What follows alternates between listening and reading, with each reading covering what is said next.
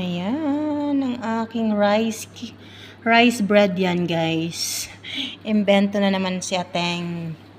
Dahil marami kaming bahaw. Kaya na-imbento ko na naman siya.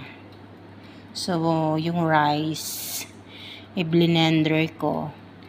Nilagyan ko naman siya ng yeast. Or, anong tawag dito sa Tagalog? Ayan. Ngayon, i-check natin kung okay na ba siya. Kung wala na siyang sabit, kasi gold brown na.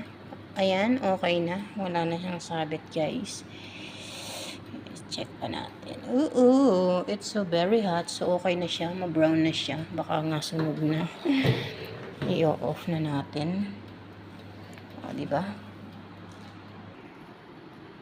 So, ayan na. Umalis na naman siya. Okay.